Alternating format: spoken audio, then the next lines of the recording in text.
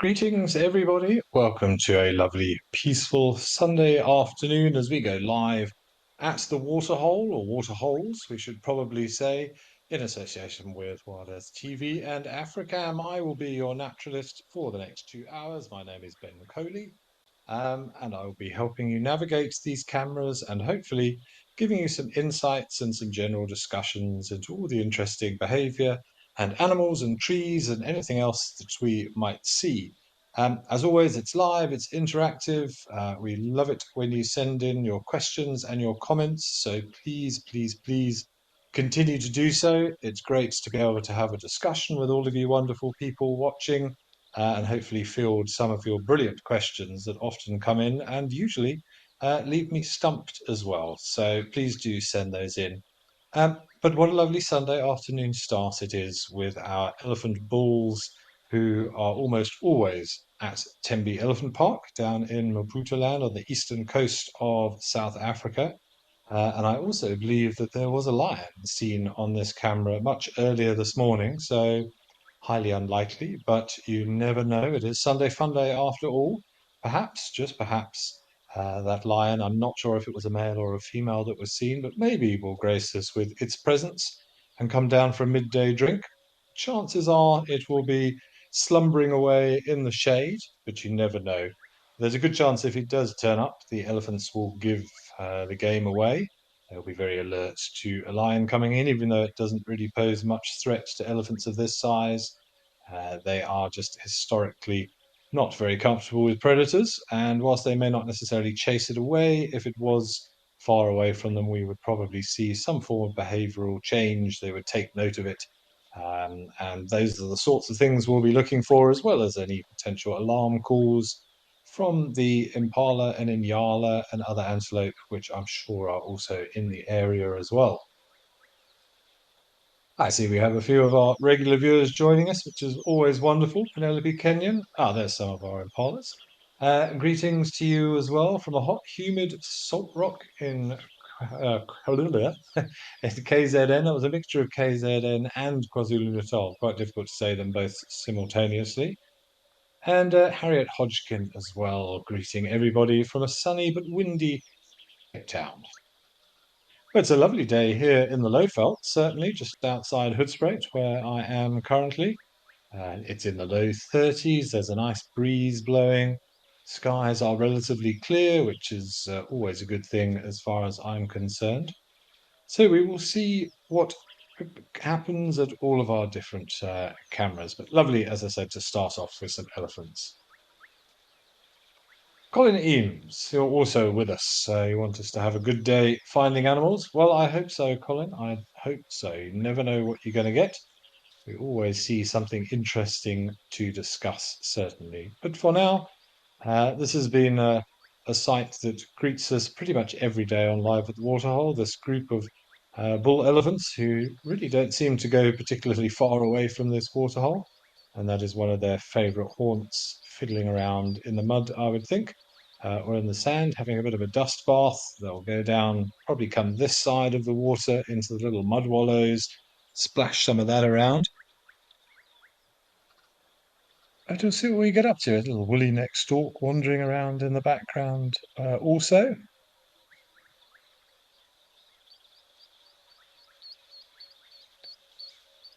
Picasso, good afternoon. Yes, you mentioned yesterday that the white storks have arrived in Griekie, which is sort of between Hoedspruit and Palabora, which is very exciting. I have been keeping my eye open.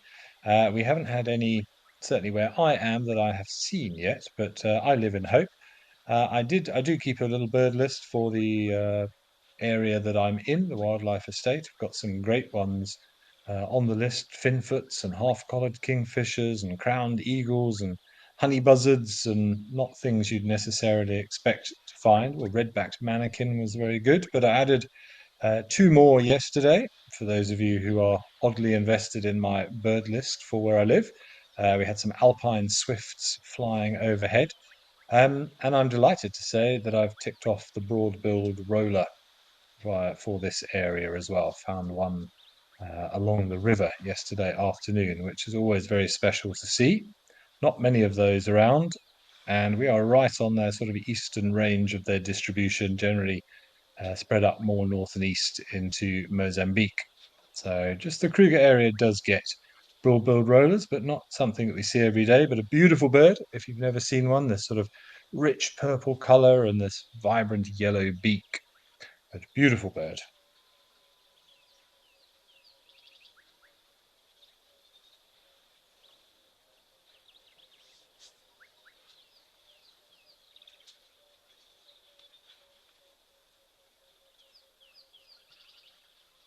Just checking if there's any sign of a lounging lion under the shade, but no sign as of yet.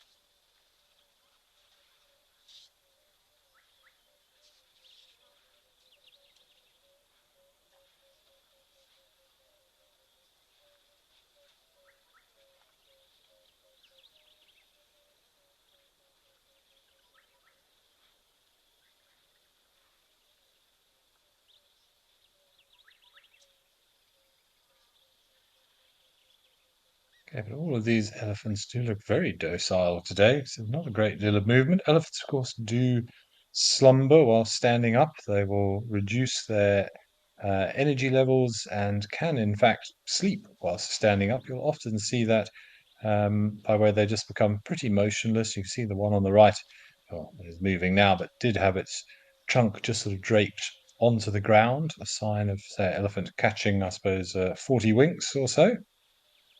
And just with the positioning of those legs, I think I said the other day, like four pillars that perfectly spread out its great body mass, and they're able to kind of lock those ligaments and tendons so they can, in fact, sleep standing up, as can horses and a variety of other animals.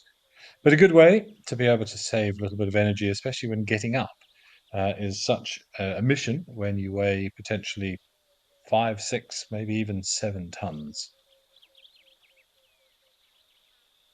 Slow rhythmical flapping of the ears just to keep cool despite the shade.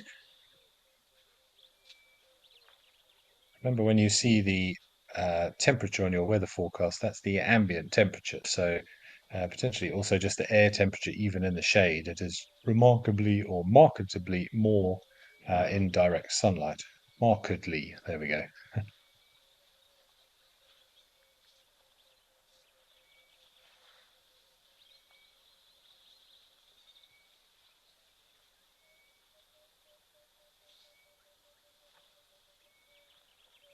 Okay, but it doesn't look as if these elephants have any great plans for the foreseeable future. So let's take a little trip to some of our other cameras and zoom all the way down the east coast to the southern area to Mantis Founders Lodge in the Eastern Cape.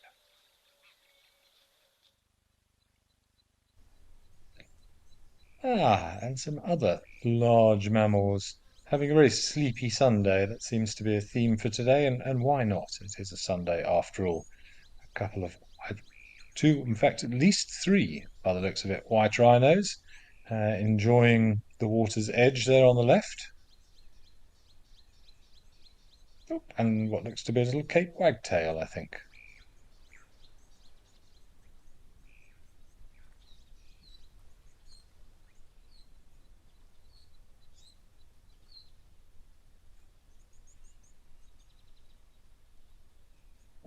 Yeah, looks like at least three rhinos slumbering away.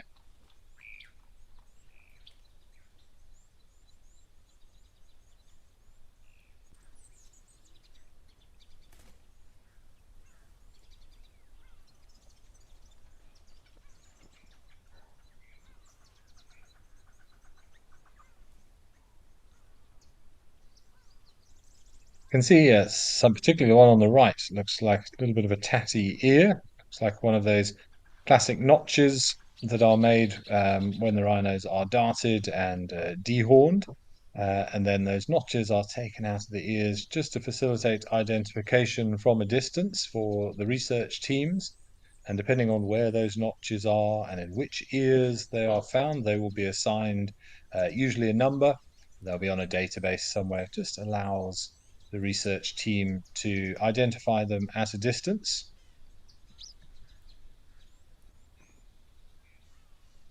Sometimes you'll also see holes right through the ears as well. Oh, look at that, red-billed oxpecker being fed. So ticks coming from the forehead of the rhino straight into the mouth of a juvenile red-billed oxpecker. That's lovely to see.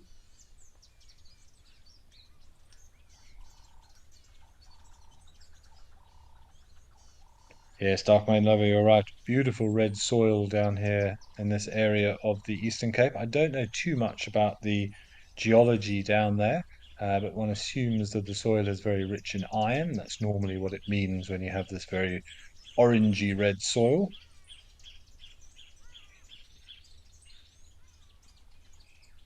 The lovely texture of their skin.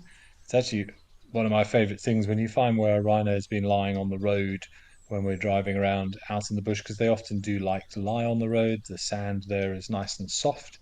After they have departed, you can often see not only where they've been lying, but you actually get a beautiful imprint of that skin, which is still captured by the soil. Very, very pretty.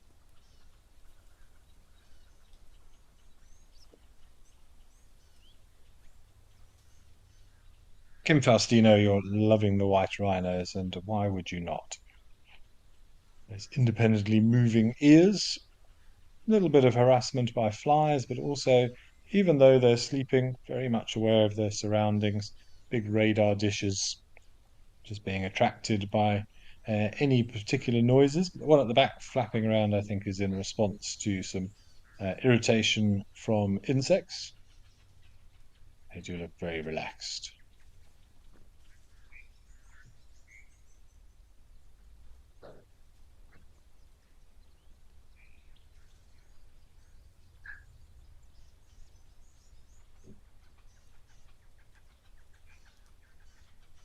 Rhinos do sleep a bit more than, say, something like an elephant. An elephant might only get about an hour or so sleep a day and doesn't always lie down to sleep. Might actually do proper REM sleep once every 2 or 3 days. But rhinos, slightly more efficient digestive system.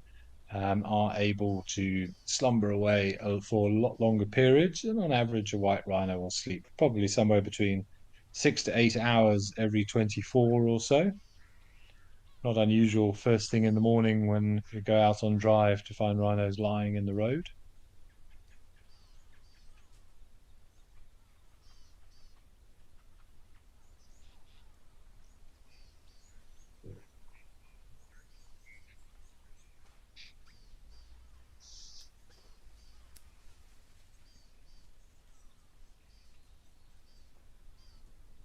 Okay, but always beautiful to catch up with our white rhino at Mantis Founders Lodge.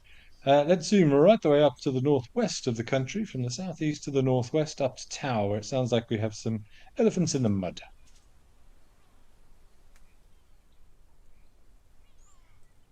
Ah, beautiful. A whole herd of elephants playing in the mud.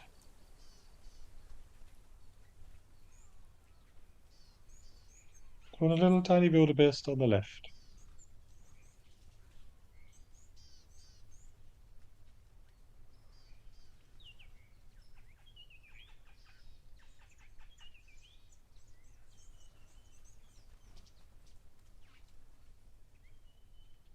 But everybody, it seems, embracing the Sunday ambiance today. Nobody seems to be in a great rush to do anything. Even this big cow at the front almost looks as if she's having a little doze at the water's edge, maybe having a conversation with her reflection.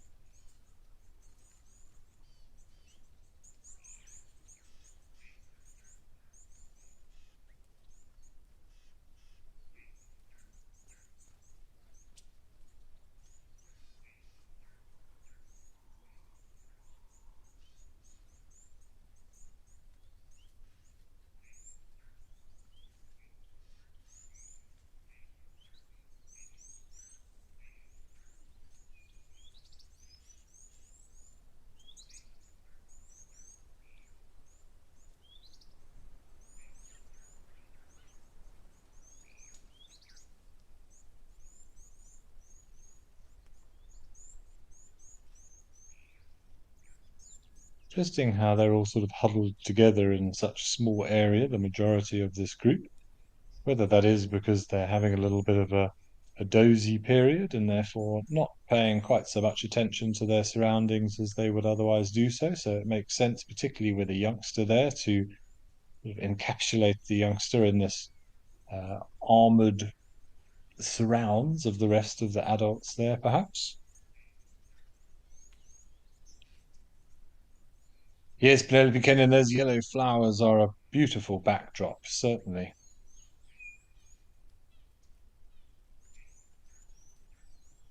Ah, it sounds like our rhinos have decided just as after we left to get up and come down for a drink. Let's quickly shoot back to the Eastern Cape.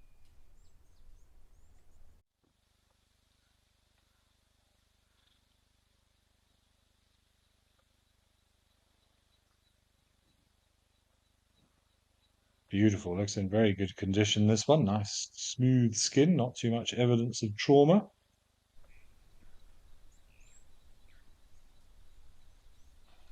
You can still see some scratches and lines down the side, which will just be from forging a path through vegetation. But that skin is so thick, particularly there on those front shoulders, which is what takes the brunt of their path through the vegetation, up to about 2 inches thick, that skin. So it just stops anything too terrible. The thorns don't have any issue in terms of, or unable to penetrate that skin. So they just get those scrapes down their side. And even now, this time of year when there's plenty of grass, you can still clearly see the rib cage. Rhinos have very little body fat. That is just general bulk that we can see, and nice to be able to see the actual outline of the rib cage itself. There's massive internal organs, stomach that they eat probably 70, 80 kilograms of vegetation over a 24-hour period. Very long, large intestines to try and process that fibrous material and all the cellulose that they are digesting, and just like elephants as well. We spoke about digestion a couple of days ago, what we call a hindgut fermenter.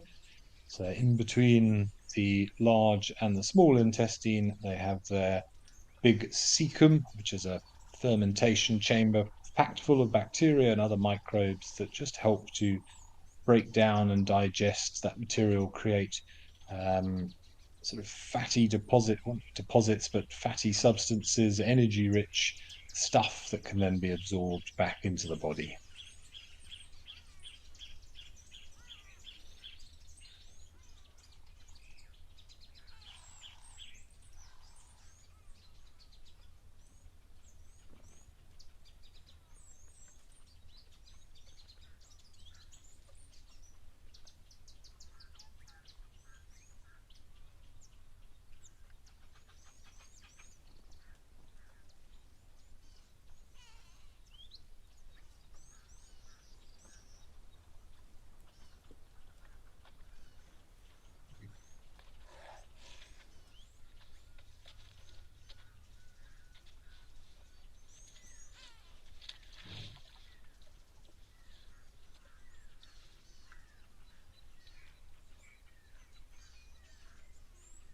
What a beautiful sight. You clearly see that characteristic wedge-shaped head of the white rhino as opposed to the black rhino. Of course, that very wide, square lip that they are famous for, the giant lawnmower with the very, very sort of hard, ridged skin on the inner lip, which is how they pluck all the grass from which they are feeding. It also acts like a nice siphoning tool to get water into that body as well.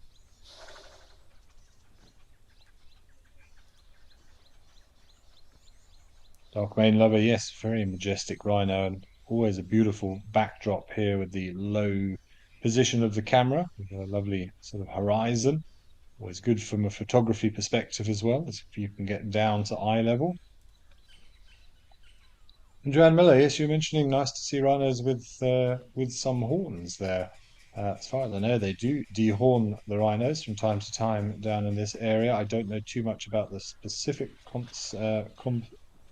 can't speak conservation practices here, but looking at the length of those horns, I wouldn't be surprised if there is another oh, no, that's not very sanitary.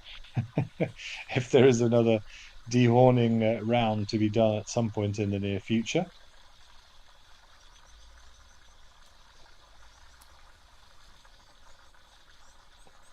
Well, I suppose it's all good nutrients for the water.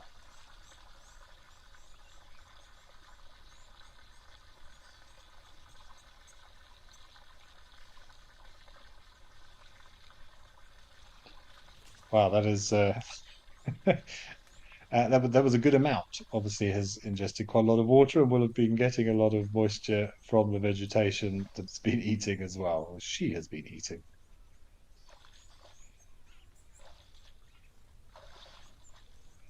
Grin, I'm sorry you're horrified by their slight lack of regard for personal hygiene and potability of the water, but it's a big water hole. It'll dilute quickly, don't worry.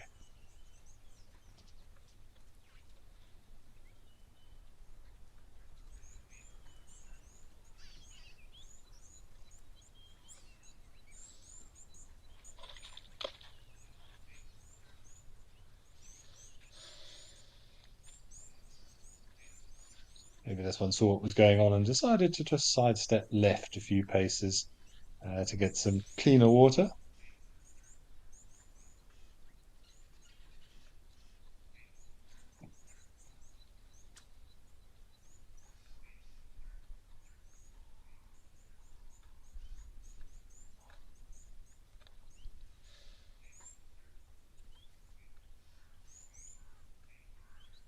We should note when they lift their head up that they get that sort of bulge. There we go, at the base of the neck, what we call the nuchal hump.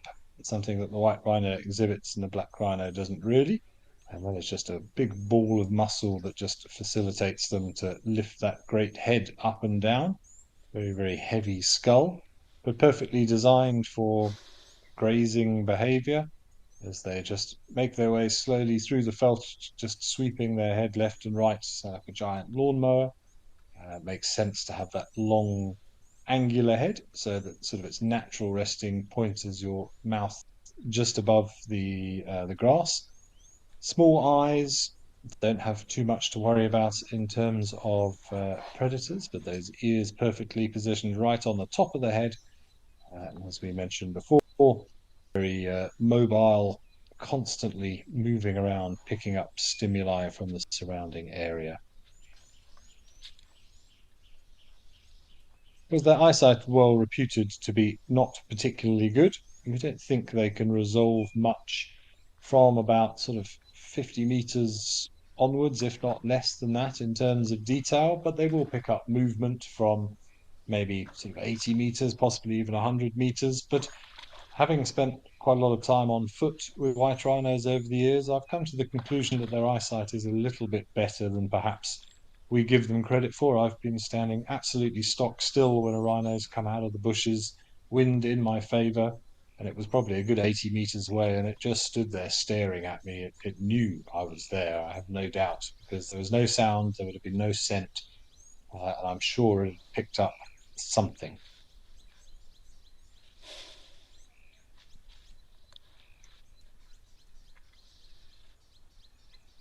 Maybe couldn't resolve us particularly well, but I have no doubt that it was aware of our presence.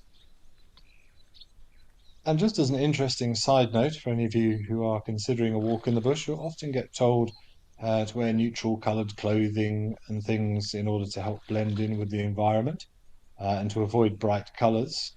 Actually, the worst colour, if that's the right word, there's that beautiful hump you can see on the neck.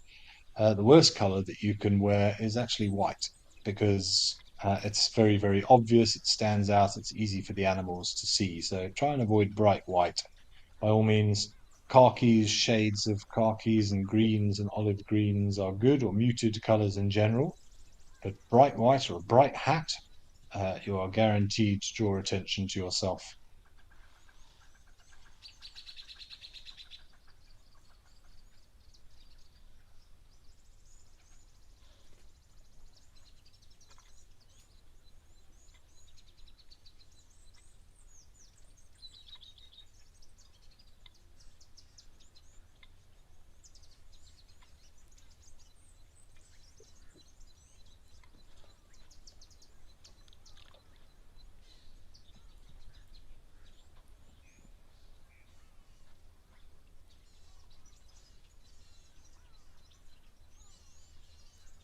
Naim Jat, I hope I pronounced that correctly. Yes, it is a beautiful area, lovely open backdrop down in the Eastern Cape. I was lucky enough to spend some time down in that area a few months ago. First time I've been down there in many, many years, and very different from the Lowveld.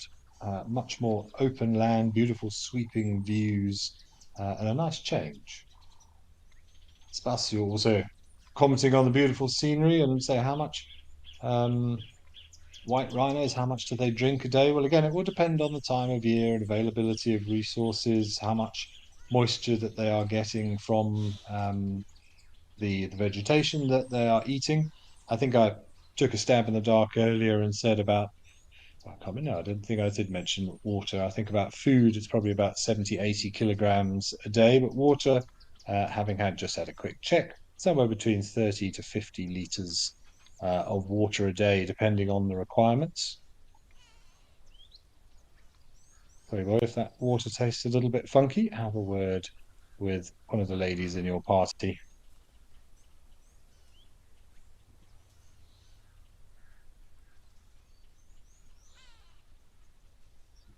You can see the new growth of the horn where I assume that it was cut.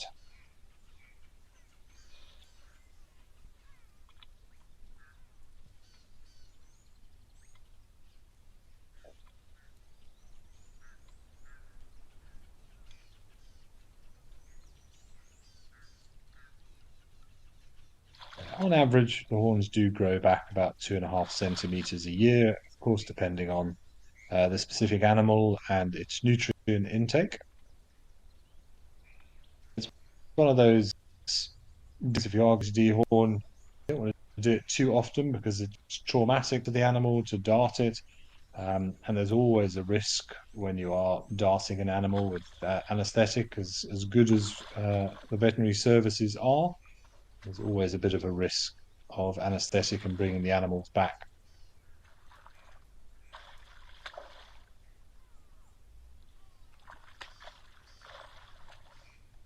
What a shame we have to consider such drastic actions.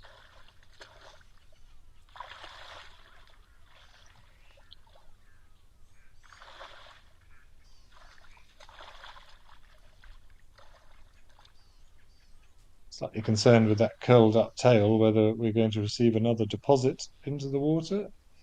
No, I think we're safe.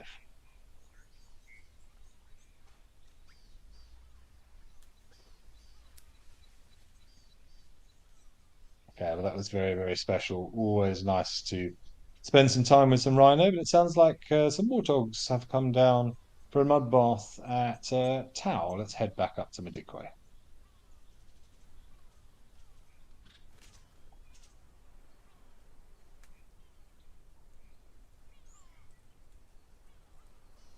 Oh, it's a little piglets. Careful watch being kept by an egret there and a yellow-billed stork in the foreground.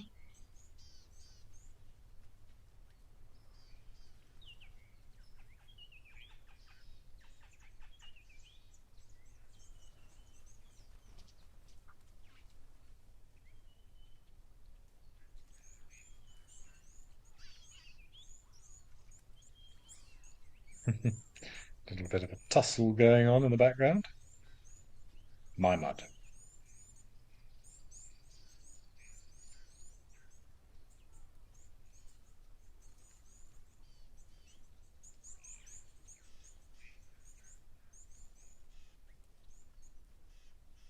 Oh, look at those little piglets. They're so cute.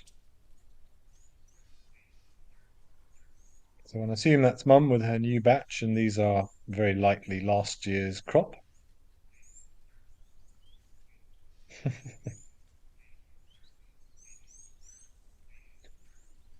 She looks like quite a young mother, though. Maybe this is another female. Maybe some of those youngsters are hers.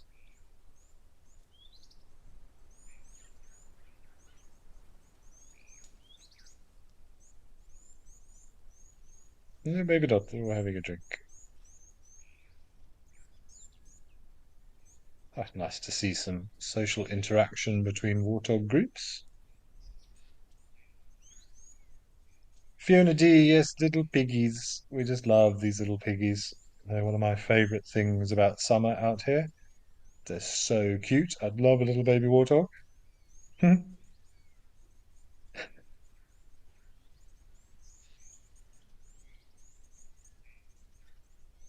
Yeah, beautiful birds, Lady Macbeth. Those all look like they're cattle egrets. You can see their inbreeding plumage with that orange on the chest, and particularly that sort of little crest on the males.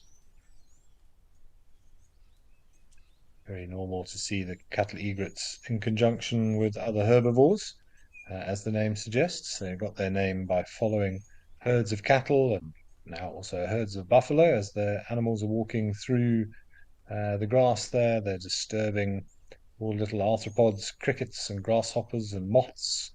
And these birds take advantage of that sort of mobile smorgasbord of food that's being created. It looks like I think they're more likely just enjoying the view at the moment, having a little bit of a preen. I don't suggest they prune their wings. That would be unfortunate.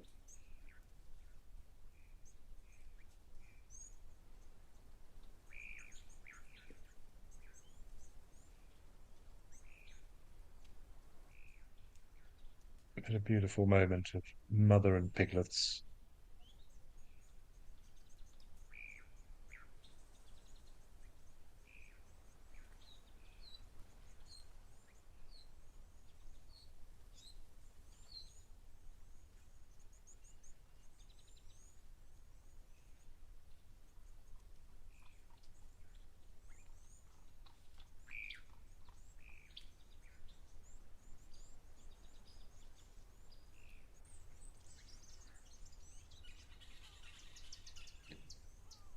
I think there were four youngsters there, which is a good thing because she only has four teats, a mother warthog. And they do say that the youngsters have a sort of they have their preferred teat. I think the ones I can't remember if it's the ones at the front or the ones at the back produce a little bit more milk than the others. So you'll find the first youngsters or the bigger, more bolshy youngsters will take the primary teats, and then they will generally stick to the same teat throughout the weaning period.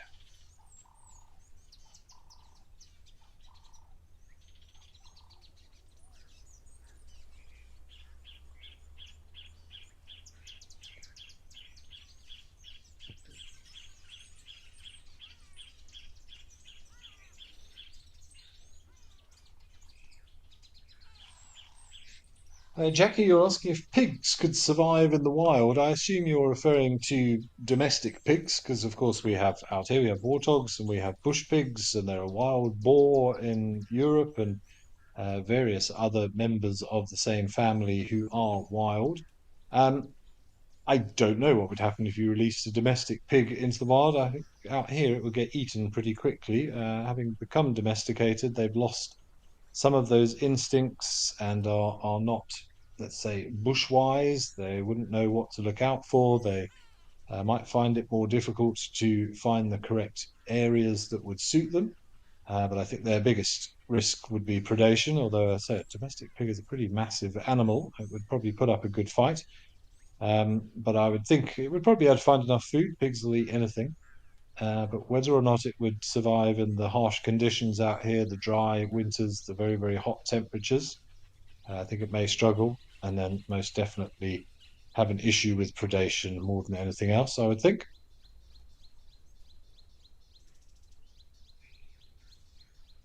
I can't see domestic pigs fitting into termite mounds unless they had been uh, widened by something else, and not fastest things in the wild, domestic pigs. See, we've got a little wading bird in between the stork and the egret. See, sandpiper.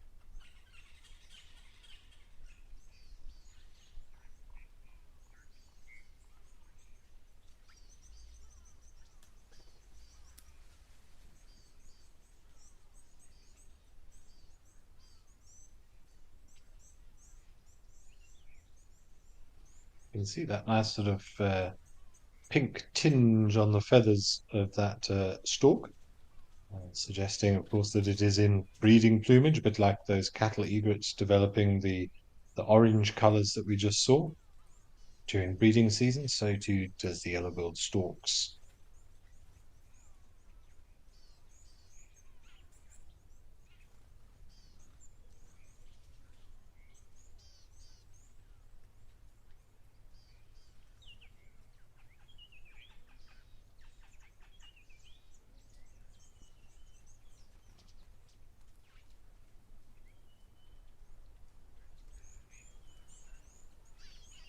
And some white-faced whistling ducks as well, always nice to see.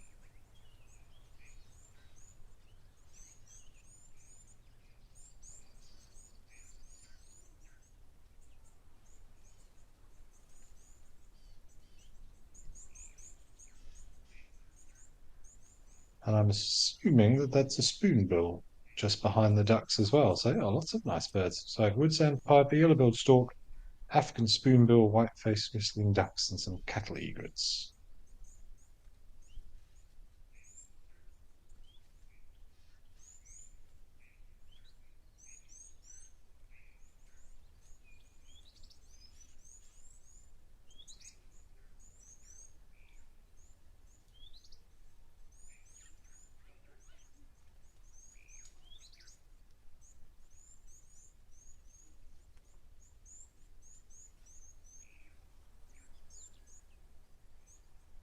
I think yesterday we saw one of the inland tern species flying past the camera. I'm intrigued to see if we can see one of those again. I couldn't remember the name of the other one yesterday, but there are two which are found away from the ocean, so inland in southern Africa, the white whiskered tern, sorry, the whiskered tern and the white winged tern, I think it is. I see, I had it in my head just now. Now I've forgotten it again. Put myself under pressure. Let me double check. But whiskered tern certainly is one.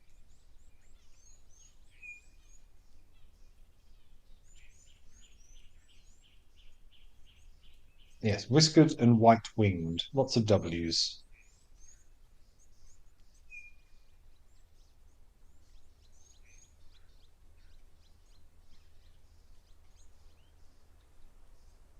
I may, of course, have been mistaken. We're just looking at the distribution to see if terns do occur up in the Medicque area. It seems it would be right on no, both of them should actually, in theory, occur there. We don't get them in the far west. It's not really in the. Well, you get them in the northern parts of Namibia, but not around the Kalahari region, as one would expect.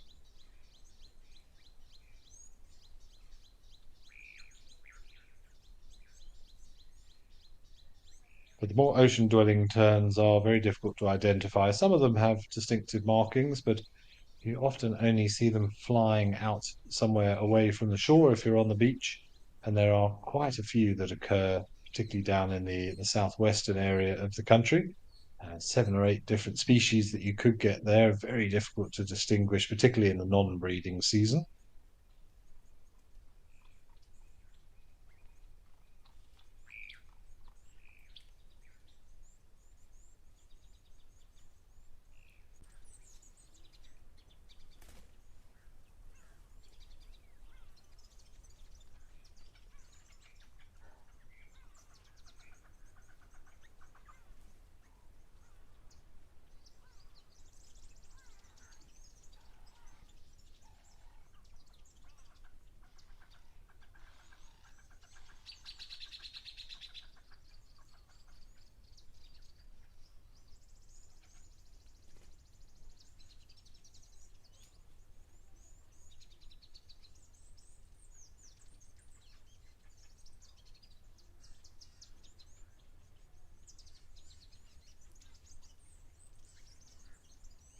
You mentioned those yellow flowers earlier. They're a bit far away for me to be able to identify them. And in this sort of area, a disturbed area like this, so close to water, which has had an awful lot of foot traffic, there's a very good chance that it might be an invasive species there or an alien species.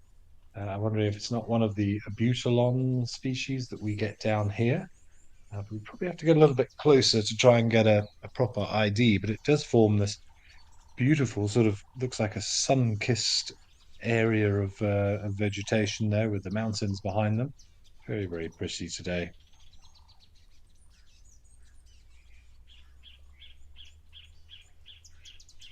No, not a butylons by the look of it. Maybe one of the sennas. I think maybe a senna of some description would be best guess. Nidorella, perhaps. I can't see if those are individual big flowers or whether they're little groups of sort of balls of flowers.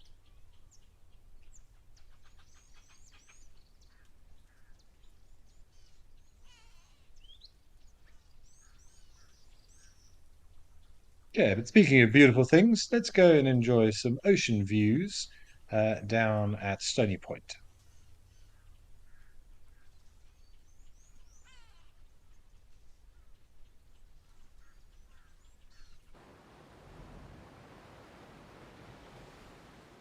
Looks like a bit of a stormy, misty day. And there's our same penguin we had here yesterday as well, just the one lone penguin up on that little concrete outcrop, doing some exercises, working on his back muscles. And lots of Cape cormorants, you can see them diving down underwater.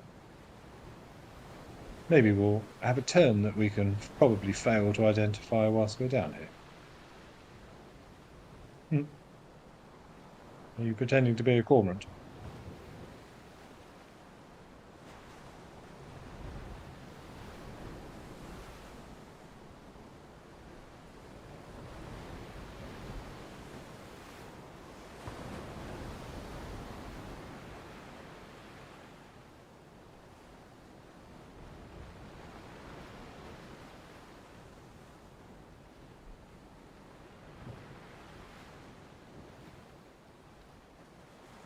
Well, odd to see this estranged penguin in exactly the same spot as yesterday. He's had some beef with some of the other members of the group.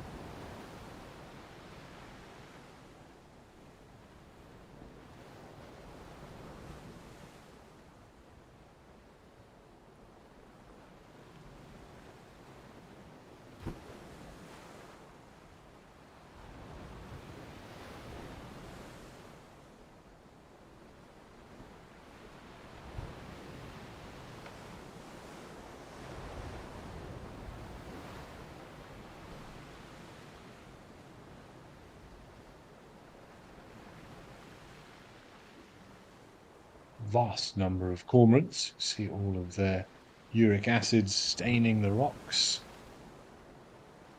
But very good for the marine ecosystem, returning nutrients into the water.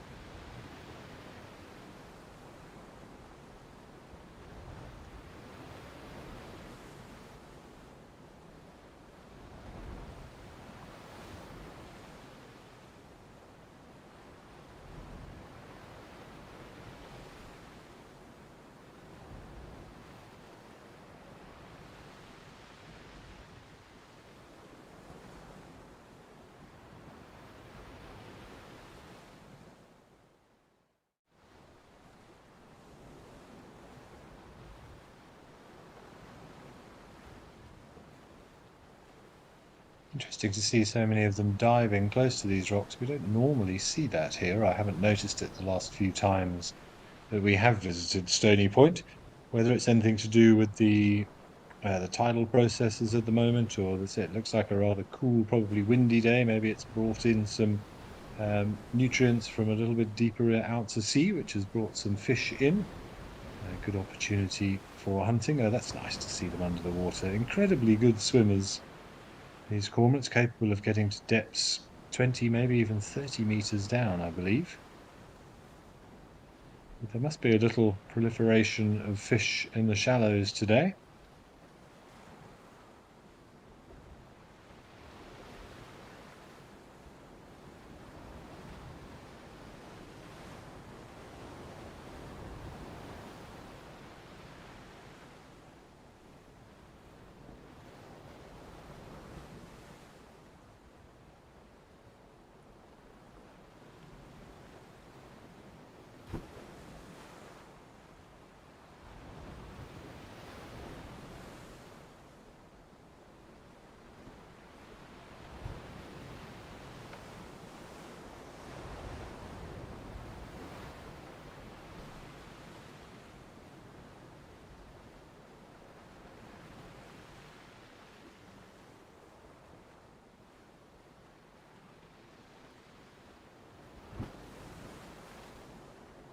Might wonder, how does a cormorant actually see under the water? Because it needs to be able to judge distances very well, to be able to catch fish which are moving around under there.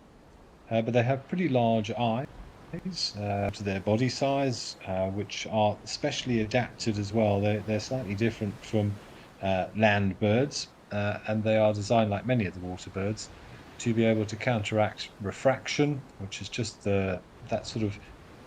We've got there a bit of seaweed, or is that actually something we're eating? No, it's a bit of seaweed. Um, so light travels at different speeds, and different wavelengths of light travel at different speeds through a medium like water. And so it gives a slightly distorted perspective. If you ever looked at the side of a glass of water with a straw in it, it looks like the straw has become completely disjointed from the straw outside the water versus in. There's sort of a kink in it, where the light has been refracted and just moved slightly due to the different speeds. So their eyes are able to adapt to that and allow them. Yeah, just a stick, I think, floating there, and allow them to anticipate those changes in direction, which is very clever. And don't forget, they will have the nictitating membrane, that third eyelid that all birds have, but they'll use them like a pair of swimming goggles under the water, just so that it doesn't disturb their eyes to have them open. Taryn, how do they attract mating partners? Very good question. Honestly, I don't know, so I will have to look into that one for you. Give me a few minutes, and I will come back to you with their sort of breeding behavior, if there are any specific rituals that they undergo.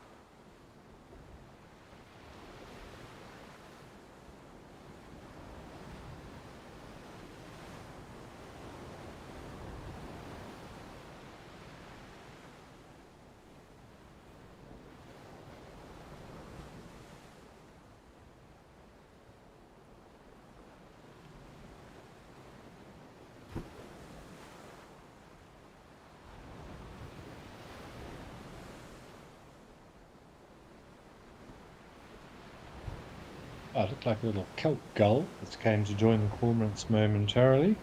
Right, I did have a quick look at the breeding behavior for you, Taryn. It seems that it's that's a kelp gull.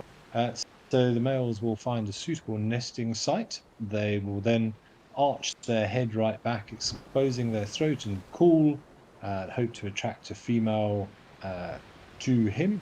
They will then go through a bit of a mating pro or a courtship process where he will continue singing, and ultimately they will mate, and then the female will actually construct most of the nest, and they will defend it together and form a monogamous pair, which may use the same breeding sites for successive years.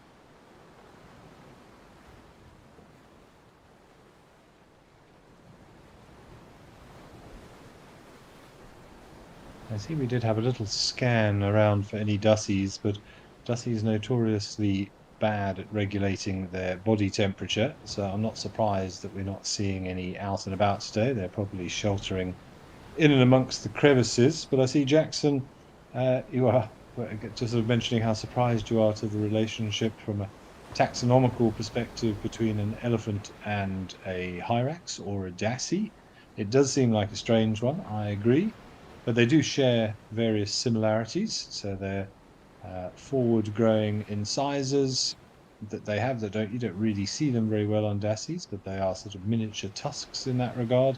Their foot structure is the same. They're what we call near ungulates. So even though it seems that they're walking on the soles of their feet, they're actually kind of walking on their tiptoes or sort of semi tiptoes, and then have this big spongy pad under their foot that's walking on the soles of their feet. And they also, like many other animals, have internal testes as well. And you're wondering if there are any other strange relationships in the animal kingdom in that regard. I'm trying to think of any off the top of my head, Jackson. Is the one we discussed yesterday with regard to the giraffe being closely related to the okapi, which is an odd-looking thing with zebra stripes on its rump and a slightly elongated neck. You'd think perhaps it was more related to the gerenuk of East Africa with that long neck type of antelope, but I don't believe it is. If I think of any other ones, or if anybody else can think of any other ones, do let us know.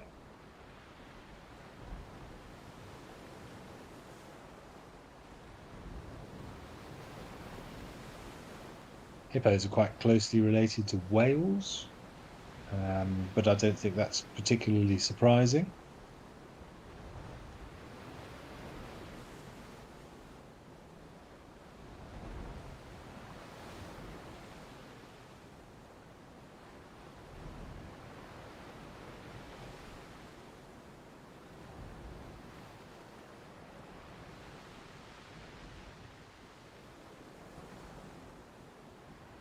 I suppose the aardwolf being in with the hyenas, that's a bit of an odd one, particularly on account of its diet and things. But I suppose that would be the next weirdest one that I can think of. Yeah, that you've got striped, spotted, and brown hyenas, which are generally scavengers or certainly carnivores, and then you have the aardwolf, which survives predominantly on a diet of termites.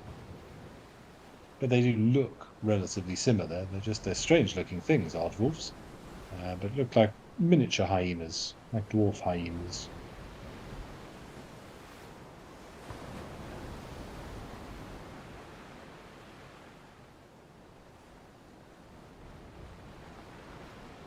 The penguins with their back to the ocean. It's rather strange. I can only assume there's a breeze that they are trying to minimize.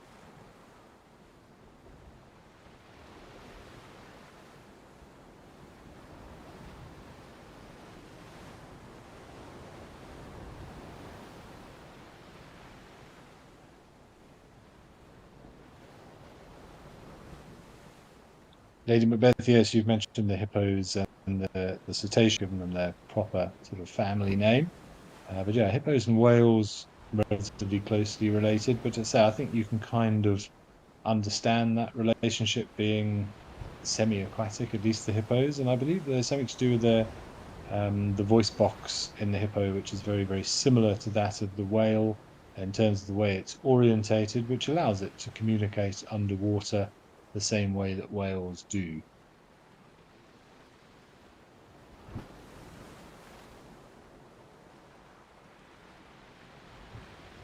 Of course, the word hippopotamus actually translated means river horse, but nothing to do with whales.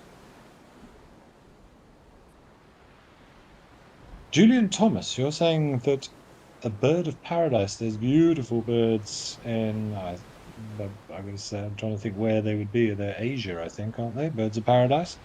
Nearest relatives are crows. That I did not know. But yes, I certainly wouldn't lump those two together. Crows not known for their aesthetic beauty, dare we say it.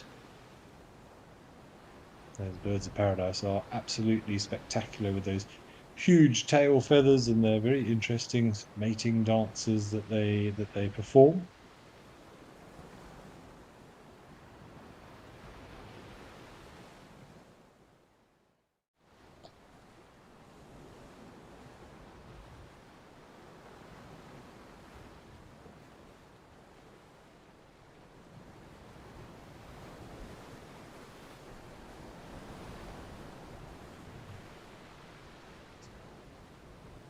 Okay, let's head up to Kenya, to Oldonyo and Great Plains, and have a look at some giraffe for the first time today.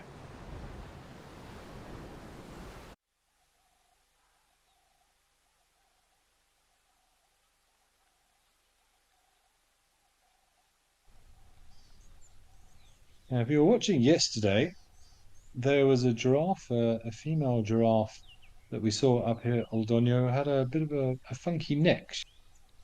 She had a big kink in it, and you could see it was uncomfortable, and she was favoring it. And I believe we've heard from one of our viewers called Johannes, who has informed us that, as far as he knows, she was first seen on the camera here in April last year, but would then disappear and come and go.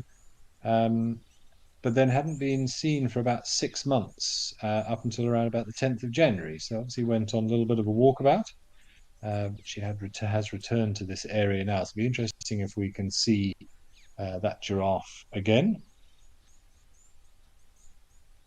Very distinctive. Looks like, gosh, she just had some sort of issue with her neck. We were debating yesterday as how it might have happened. I did try and see if I could find any evidence of this being seen or before, but all I could really find that it could be some sort of genetic abnormality. It could have been from some form of trauma, from some form of injury, or possibly even some sort of osteoporosis type in, or a bacterial infection which had messed with the integrity of the vertebrae or the cervical vertebrae. All sorts of possibilities, or a nutrient deficiency or a mineral deficiency of calcium or phosphorus or something similar, but not something that I have noticed before.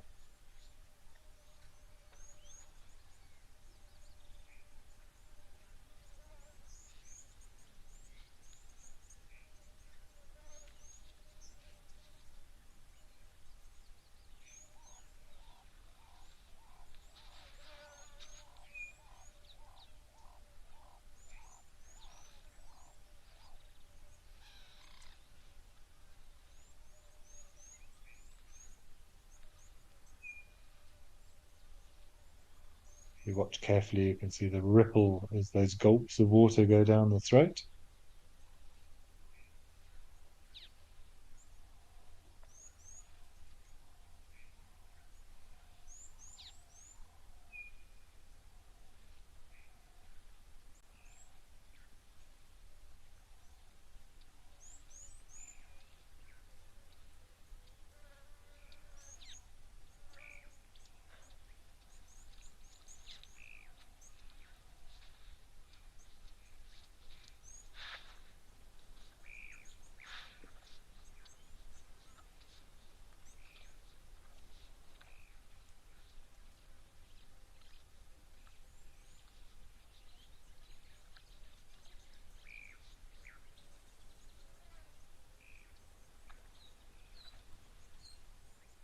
Nice dark coloration on this female as well, often a sign of age. Younger giraffes typically have lighter colored patches on their fur and do tend to darken with age. Lots of theories as to why that is, whether it's the body producing more melanin, a reaction to the sunlight to just help protect the body from UV rays.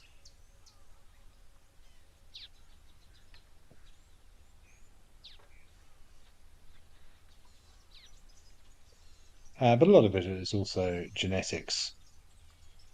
But typically we see it down here, particularly amongst the male giraffe and the southern African giraffe. These are Maasai giraffes, but the principle will remain the same.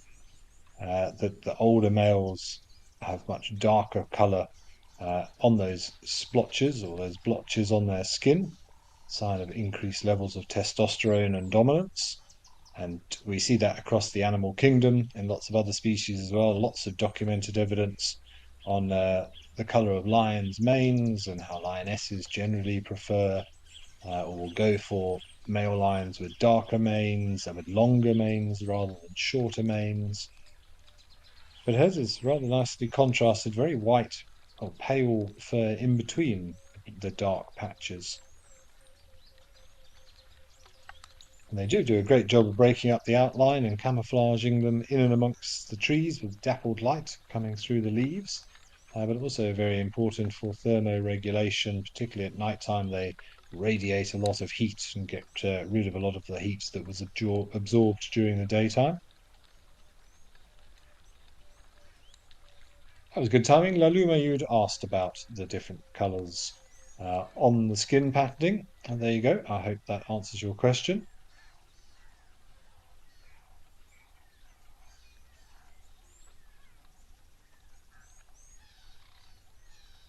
A very distinctive feature of the giraffe and recognised in its Latin name as well as Giraffa camelopardis, the pardis referring to that patterning, just like a leopard, which also has those blotches on its fur, is Panthera pardis, uh, and the leopard tortoise, also because of its sort of blotchy coloration on its shell, also has the pardis part in its Latin name. It's a bit of a mouthful, but Stigmochellis parlula, pardal, pardalis. Yeah, Stigmochellis pardalis. So the chellis will be referring to the shell. I'm not quite sure about the stigmo part, but the pardalis or pardalis referring to the patterning on the shell as well.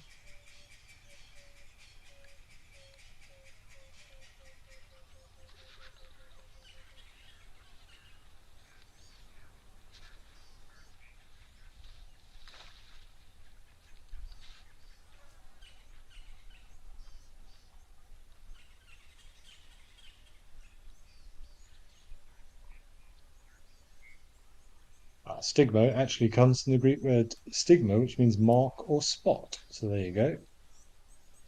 So Stigmochellis podalis, the marked or spotted shell with patterning.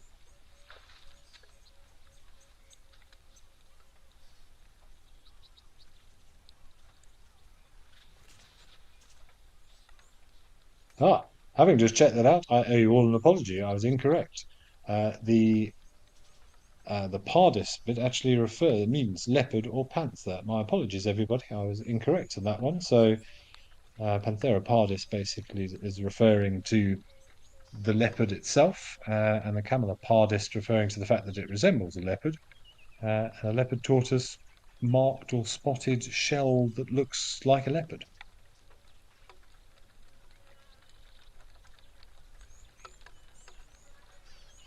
Top of all those flies buzzing around her head. No, it just goes to show it's always worth checking these things. I had my facts wrong there. Starbuck, how often do giraffe need to drink? Well, they get a lot of vegetation, a lot of water, sorry, from the vegetation that they are drinking or that they are eating, and they're a very efficient digestive system, able to process a lot of that. But they will drink most days if the opportunity arises, but quite capable of going a few days in between drinks if needs be.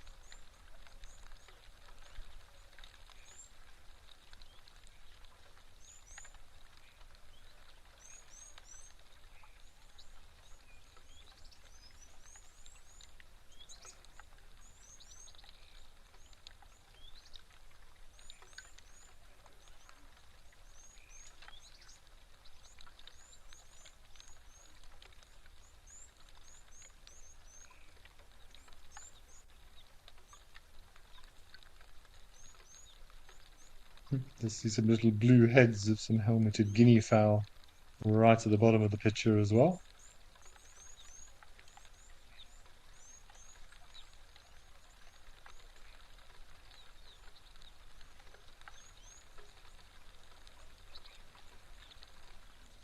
Yes, Penelope Kenyon, a nice change for them not to have to wait for the elephants to move on. Is that a little bit of rain or is that a deluge of insects?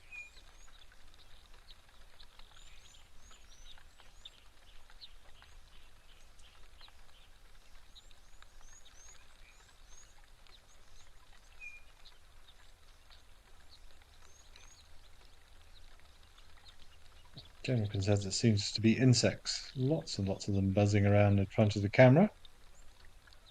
Hello. No, looking at the water, I think that's rain. I can see drops. So we're in the small rains at the moment in East Africa in this area.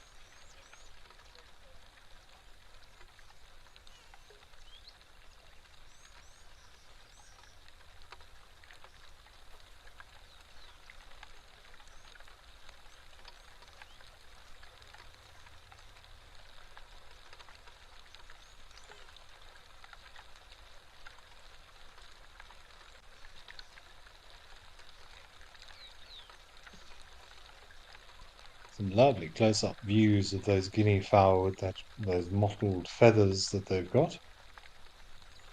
We saw those nice casques as well, those big bony protrusions on top of the head, normally larger in the males than in the females. A large casque is often preferred, shows good genetics and fitness as far as the females are concerned.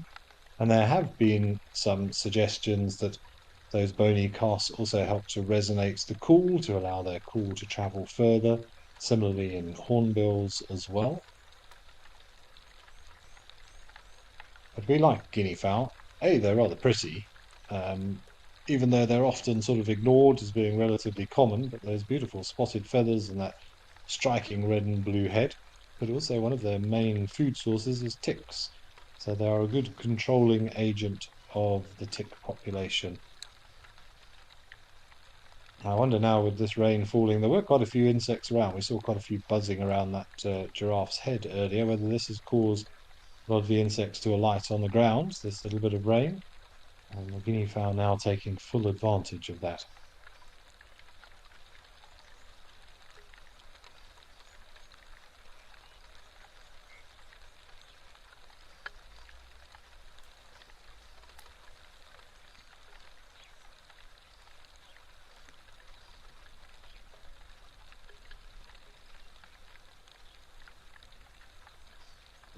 busying themselves, having a bit of a feast on the ground. See them picking up pieces of grass there. I'd say I wouldn't be surprised if they are taking ticks off the grass.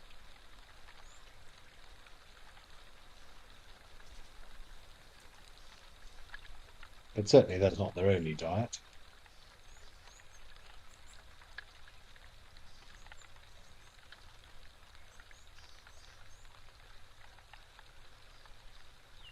We're very fortunate here in South Africa if you ever get a chance to go up to the northeastern corner. You'll have a chance to see the other species of guinea fowl down here. So these are the helmeted guinea fowl. And then we also get the crested guinea fowl, which look as if they've got this great big head of hair on them, and they are very amusing. One of my favourite birds. Very, very pretty. I did actually see one in the Sabi Sands once. Obviously got horribly lost.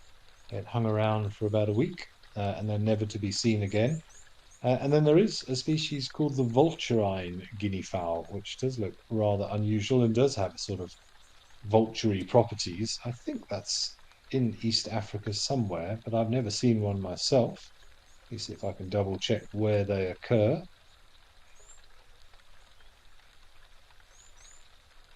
Yeah, Ethiopia, Kenya, and Somalia. One that I would like to see, certainly. A very unique looking bird. Also with that bluish coloration, but a far more, as the name suggests, vulturine sort of shape to its head and beak structure.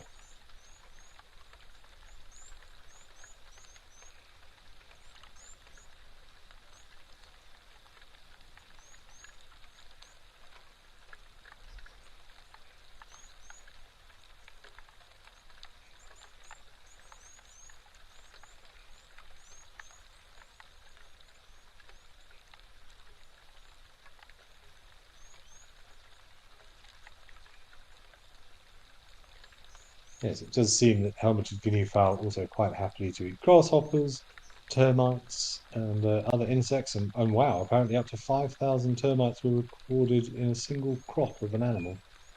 So they do indeed like insects. But during the drier season, they will also eat vegetation as well. So a very flexible animal. One of the reasons why they are so many of them, I suppose.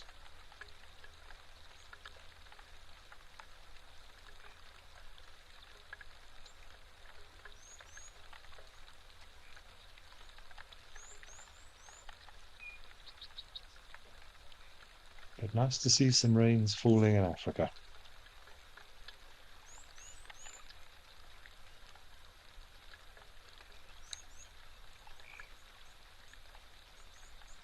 Okay, I think let's head back down to Founder's Lodge in the Eastern Cape. Sounds like we might have a zebra having a drink.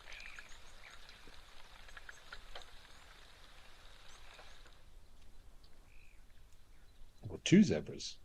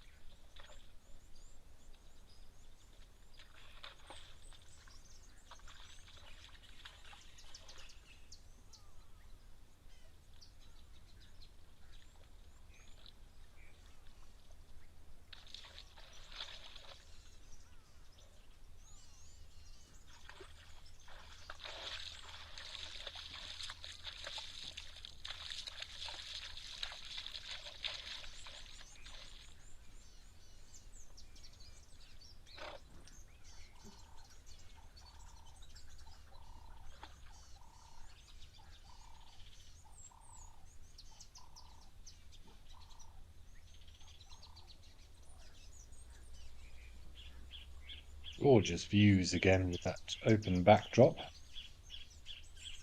Actually nice to see the zebra completely in the water as well. Obviously fairly safe in the knowledge that there's no crocodiles here, but not often you'll see them actually venturing all 4 feet into the water.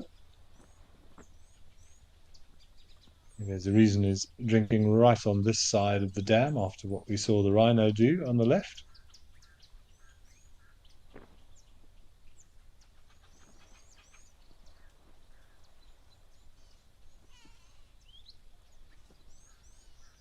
in very good condition at the moment. You can see that nice erect mane, very Mohican-like. Of course, it's one of the ways that we can tell if a zebra is not in very good condition is by looking at the condition of the mane itself. The zebra is considered a relatively fatty animal, and there are a lot of fat deposits on the back of the neck there, and it's those fat deposits that give rigidity and stability to those main hairs, causing them to remain upright. So if the zebra was to start losing condition, not getting enough food, or maybe had some sort of parasitic or infection in the stomach, or something that was stopping it getting sufficient nutrients, then the body will start to absorb its own fat reserves. And as it starts to deplete those fat reserves around the neck, find that the mane will start to flop to one side or the other. So something that we can look at just to keep an eye on the general health of the zebras.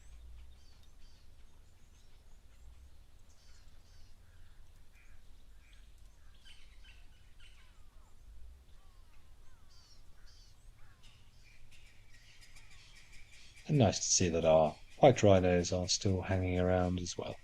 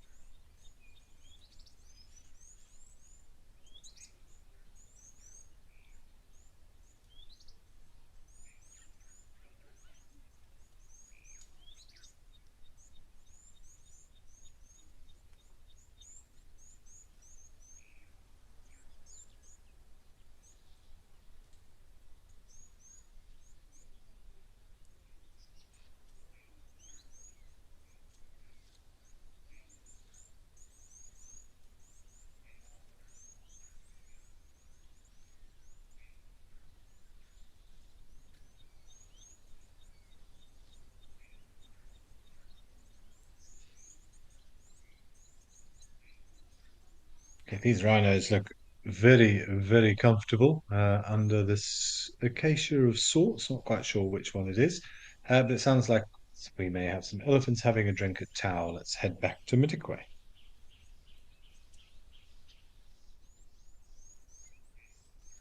Oh, the little one.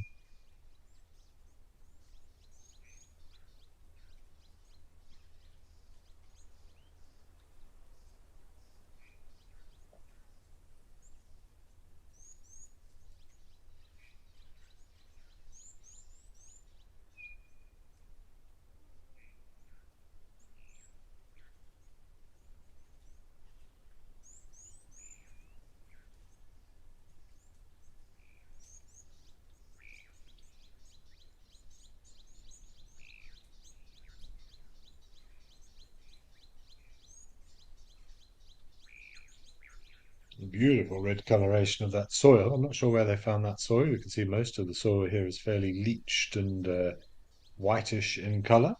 Obviously, I know there are areas close by that have more orange soil up there, but that looks beautiful against the glistening skin from that dark mud.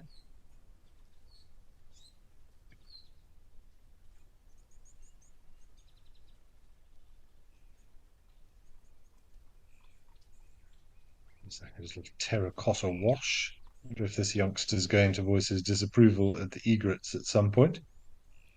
Wouldn't surprise me.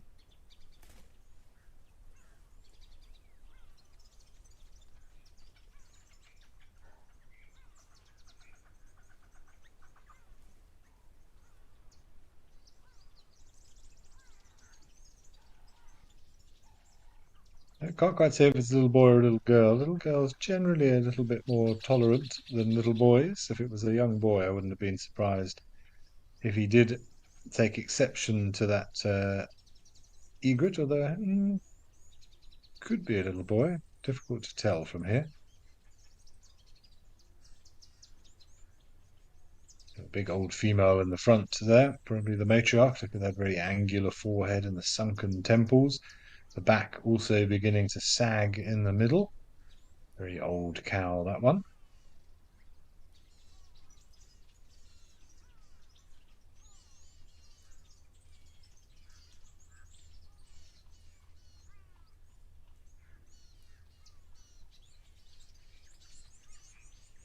No, it is definitely a little boy. A tolerant little boy, though. Got the relaxed Sunday vibes going on.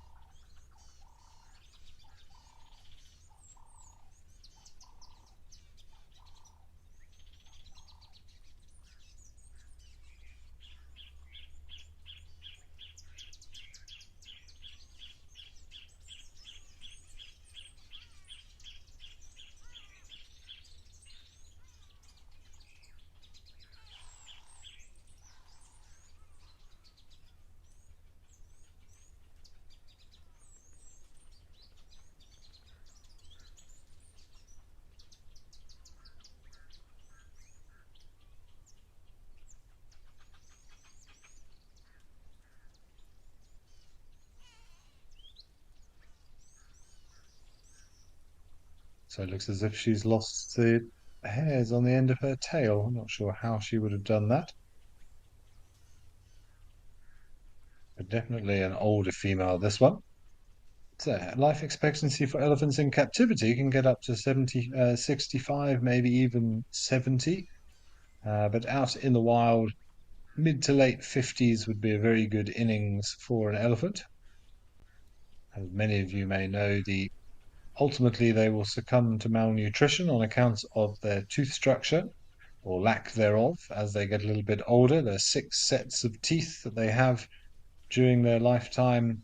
The last set tends to come in at around about 40 years of age. So after 15 years of eating thousands and thousands of kilograms of vegetation and grinding it up with those massive molars, those transverse ridges across them, they are just worn down to the point where, due to the poor digestive system that the elephant possesses, it just can't get enough good quality produce into the body, and ultimately they waste away, which is a real shame.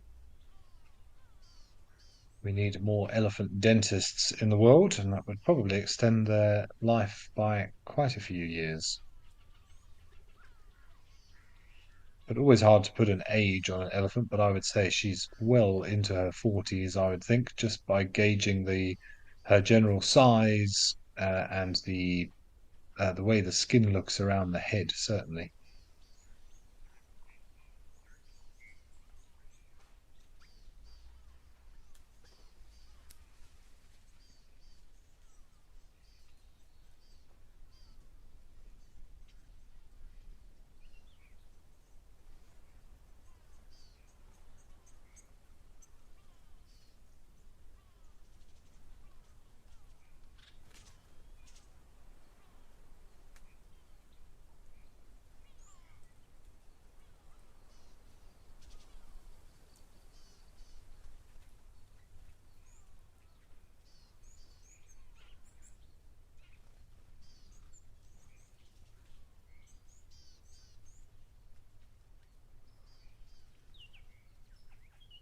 It certainly assumes that this is her youngster, possibly the other one as well. The birth interval looks about right between them, normally sort of 5 years or so between births, which means that on average a cow will have 5 or 6 youngsters during the course of her lifetime.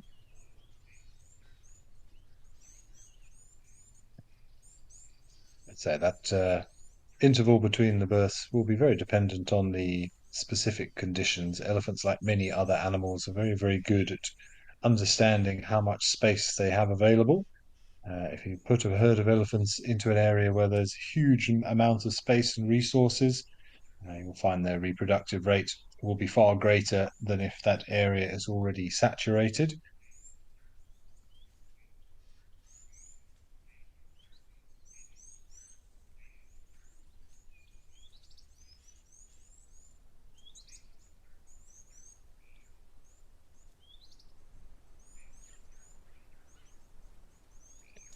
Andrew, you want to know my thoughts on prosthetic parts to assist animals if needs be?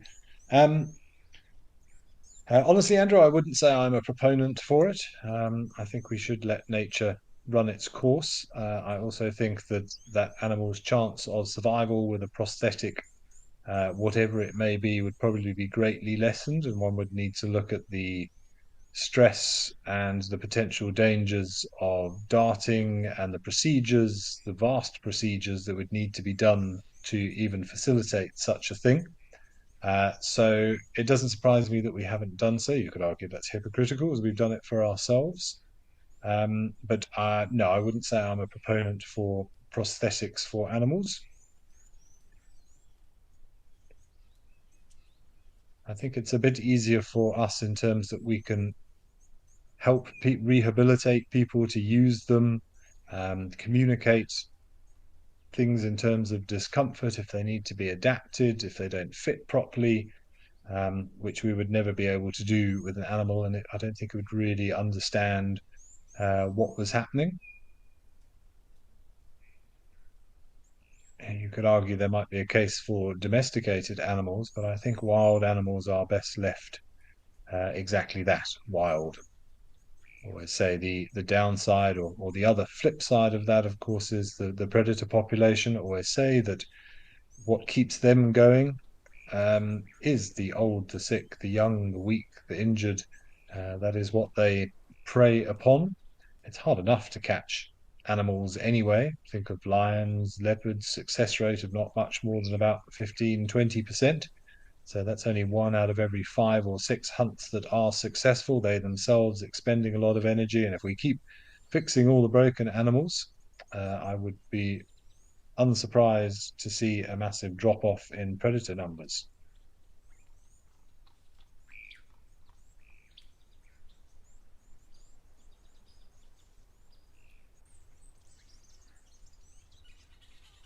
And animals are supremely adaptable as a rule.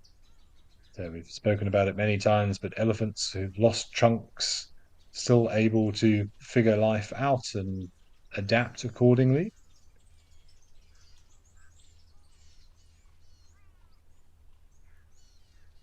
And something like a trunk would be irreplaceable anyway. The procedure that would have to be undergone to facilitate movements of muscles and things. I think that one is probably beyond the realms of opportunity or possibility.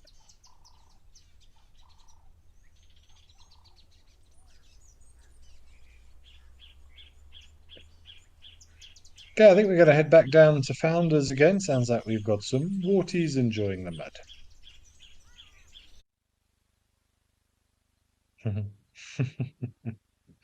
Doesn't matter how many times you see a warthog scratching its bum, it's still amusing.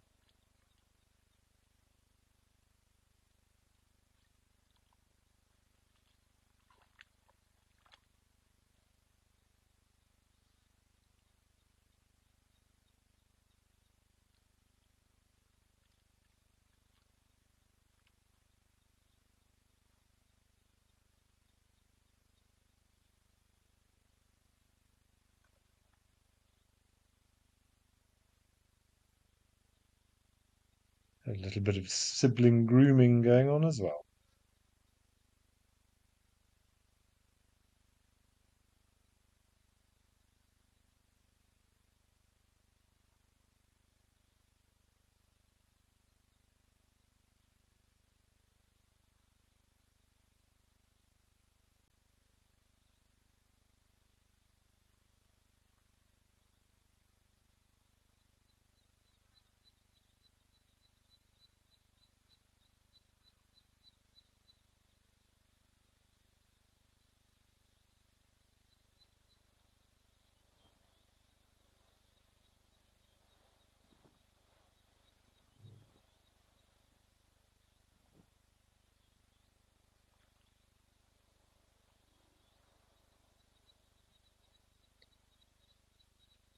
Interesting to see how those two youngsters reacted to Mum there. She obviously thought she heard something or saw something, head popped up, but those two also suddenly jumped up just in case.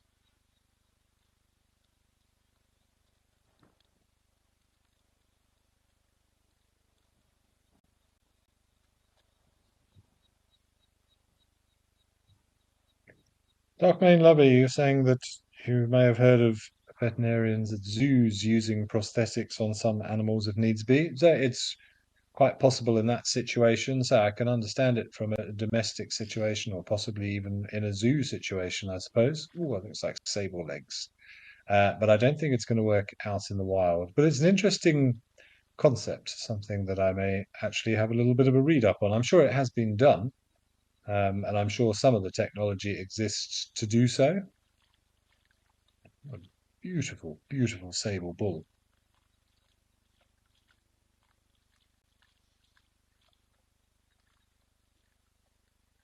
And I'm sure in those situations the animal would be very grateful for it. But as I say, I think it's a little bit different in that sort of situation versus out in the wild.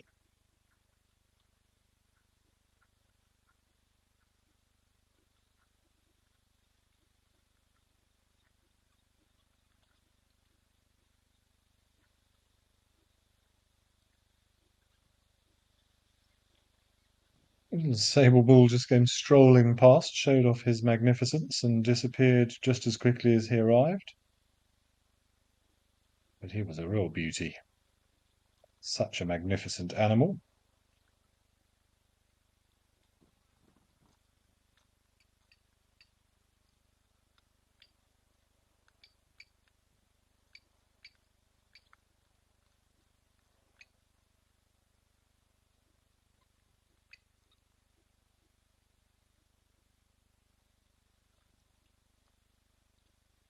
Lenny, you want to know what the oldest elephant is that I've ever seen? Well, I don't know, is unfortunately the simple answer. We don't get birthdays of elephants, unfortunately. So all I can really do is sort of estimate. All I can really tell you is that in the Kruger area, to my knowledge, the oldest elephant ever recorded, which was based on an autopsy after it had died and the state of his teeth, was I think was it 57 or 59? I have seen some what looked to be certainly very old elephants, so I would imagine probably early 50s would have been as an educated guess, but it's not an answer that I can succinctly give, unfortunately, because we just don't know. It's a bit different when for things like leopards and lions that have much shorter periods and they are far easier to identify as individuals. I'm sure there's been some research done on elephants. We've been doing it for long enough that certain individuals have been tracked through their entire lives, but they also have a tendency to travel over massive distances, so much harder to get regular data on unless they are wearing a tracking collar or something similar. So yeah, oldest ones I've seen some very old looking elephants. So I'd say probably early 50s as a guess. Julian Thomas, you're saying that sable might be your favorite antelope. They are indeed magnificent beasts, as you put it. Very, very regal, strong looking, and those massive swept back horns, very, very imposing, certainly. Beautiful animals.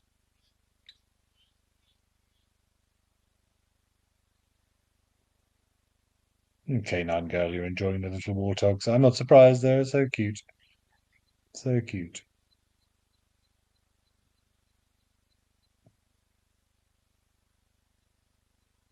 Canine girl, do I think that the planetary alignment that was officially yesterday, although it has been visible here for the last couple of weeks and will be for the next couple of weeks as well, do I think it affects the animals in any way?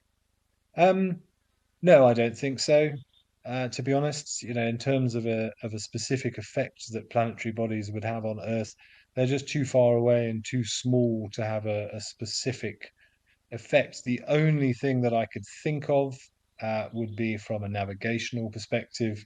Um, but so it's very rare that animals use specific stars to navigate. Generally, they'll use the motion of the night sky, the rotation of the night sky around the celestial poles. So close to the Southern Cross for us in the Southern Hemisphere, the North Star in the Northern Hemisphere, the point at which the sky seems to rotate around because it's the axis of the rotation of the Earth.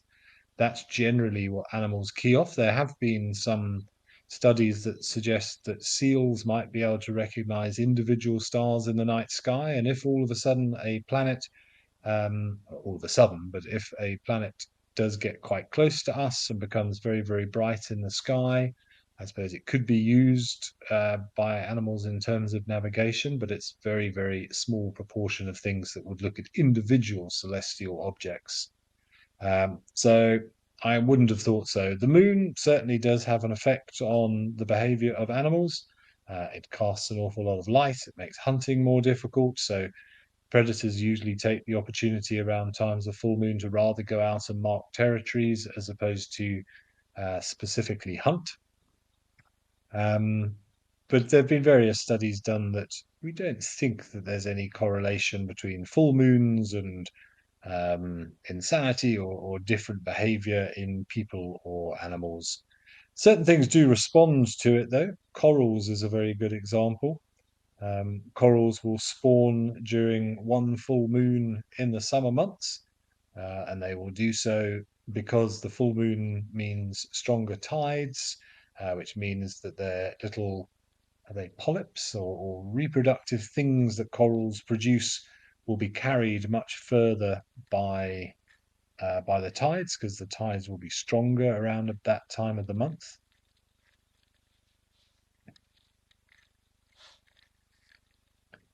And also turtle nesting periods certainly are influenced by the moon phase and the lunar phase, but say that itself is nothing new. We, for millennia, have been using the moon to mark the passage of time as people before there were watches and clocks. The moon was a very reliable way to keep track of time, taking about 28 and a half days to go from full back to full again, monitoring the phases and the different rising and setting times.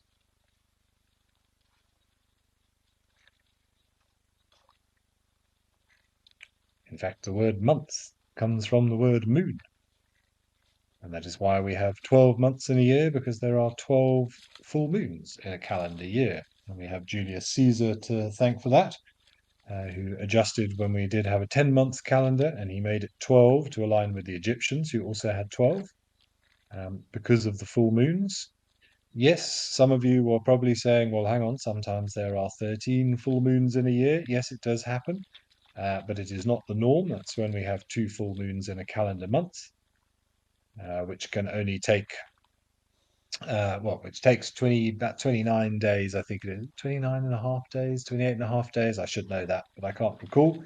So the only time you can have 2 full moons in a calendar month is where you never have it in February. The month is not long enough. And then you'd need it on the first or the second of the month, and then the second one would happen around the 30th or the 31st.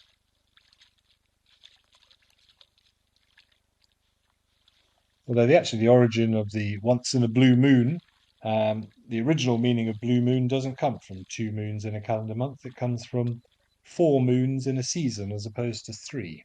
And I believe it was given to the 3rd moon out of the 4 full moons in a 3-month period.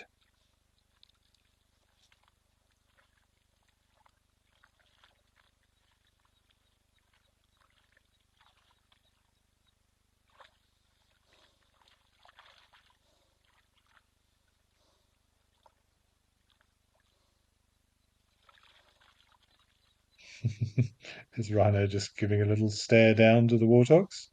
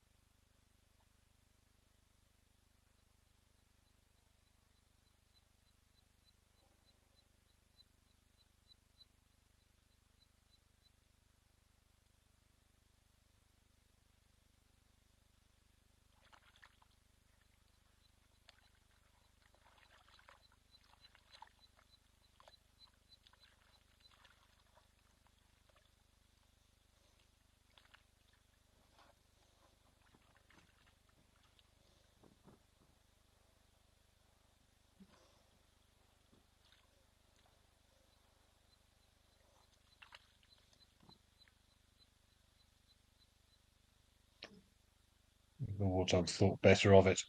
I think also I would as well, being stared down by 2.5 ton beasts like this.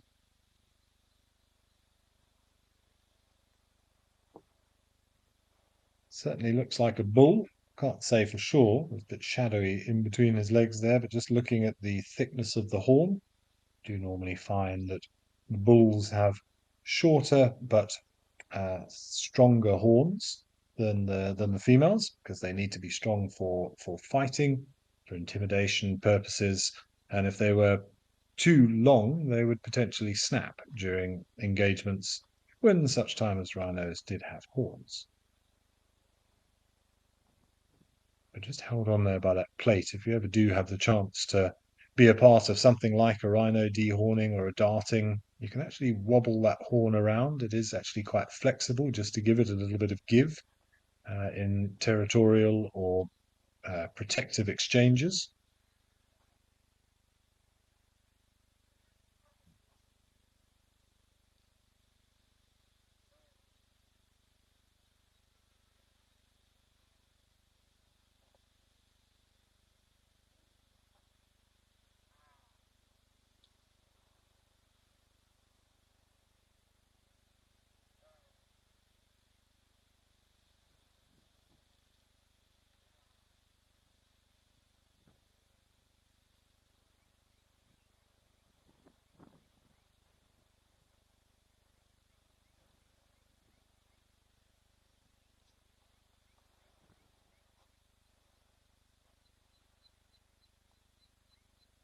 I was hoping he was going to take a leaf out of the warthog's book and have a bit of a roll around in the mud, but possibly his lazy afternoon is going to continue under that tree.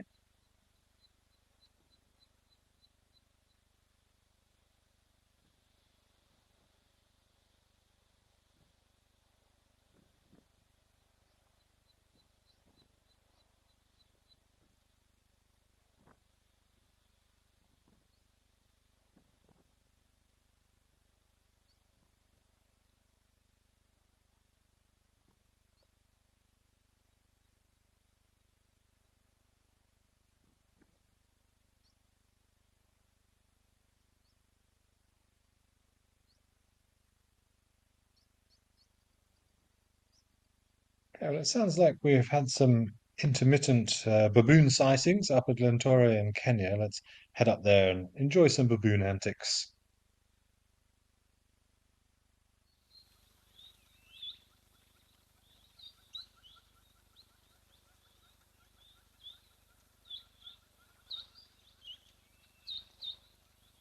Really nice. Even if brief. Don't go, baboons.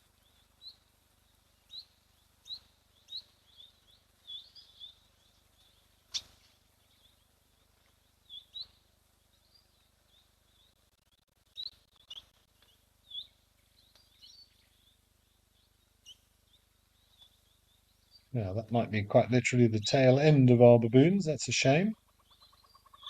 Lentore normally a very productive waterhole from a birding perspective, but looking at the weather conditions up in Kenya, quite blustery and overcast, not normally conducive to great bird activity.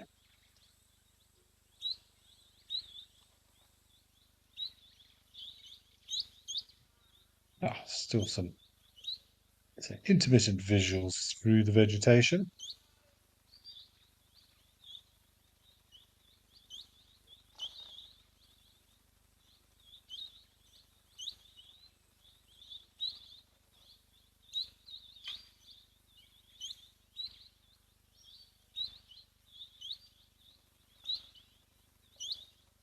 Always great entertainment, baboons. I always love it when I go into Kruger. You find a troop of baboons. It's great fun just to sit and watch, scuffling amongst one another, their little feeding habits, the way they poke around and find things, their dexterous little fingers, the lots of social interactions between them. Really fascinating. We were talking about ethology and animal behavior yesterday, and yeah, if you want to see oodles of that, go and spend some time with a troop of baboons.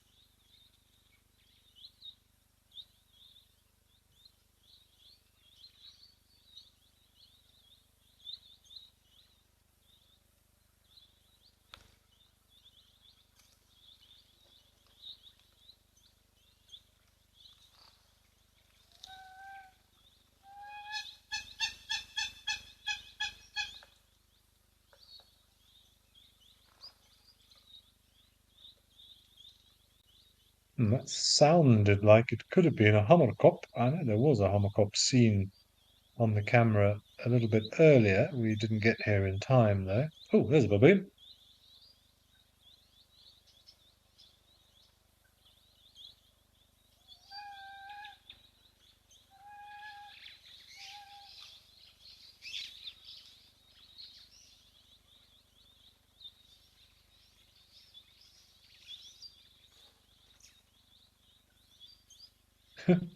Gave himself a little fright.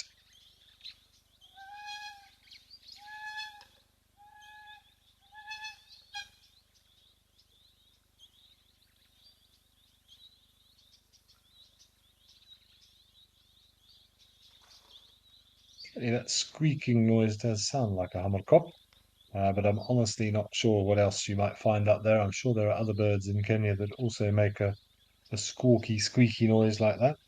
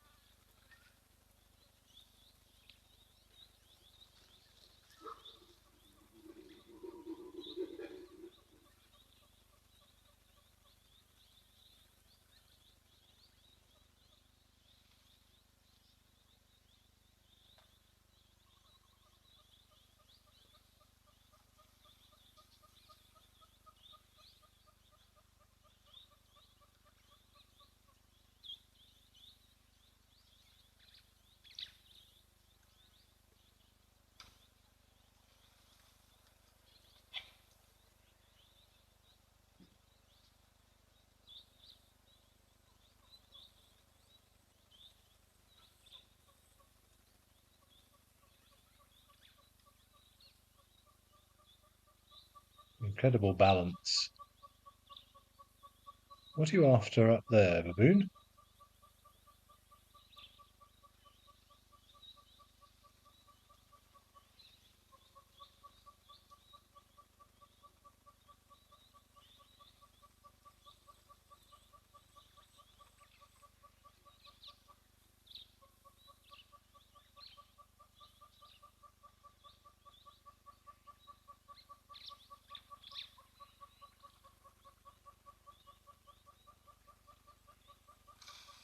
Oop.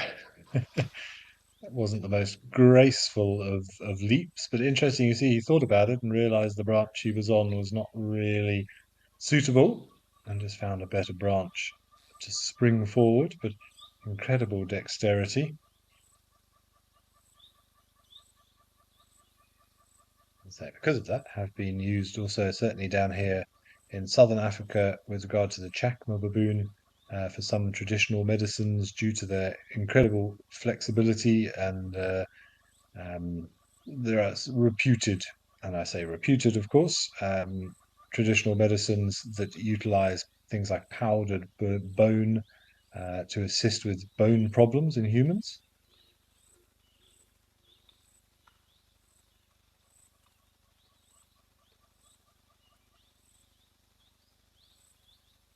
as well as some traditional uses for virility as well.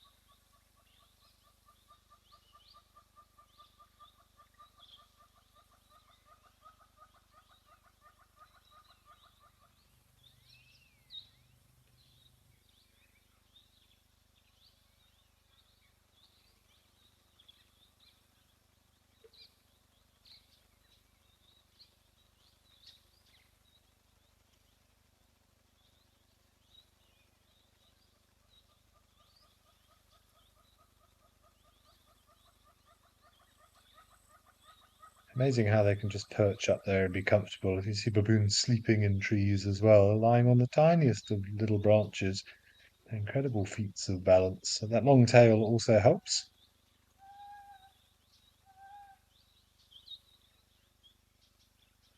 But alas, it is almost that time again. We are almost at the end of the show. It's been a nice, relaxing Sunday afternoon today. Everybody seems to be on a bit of a go slow, but with lots of things enjoying a nice tranquil drink of the water. Seeing the rhinos very, very special. The little cameo by the sable was great. Baby warthogs having a scratch. We've seen elephants. The baboons are always interesting to watch. And giraffe drinking at Old Donyo is always very, very special. But thank you for everybody for joining us. Penelope Kenyon, you're most welcome. Lady Macbeth, likewise. Wildlife Lady as well. I'm glad you've enjoyed our daily foray to the cameras all across Africa. But again, as always, do join the rest of the team this afternoon for Sunset Safari. I'm sure there'll be some fun to be had on Sunday Fun Day. But wherever you've joined us from, I do hope you enjoy the rest of your Sunday. Um, and we will catch up with you this time again tomorrow.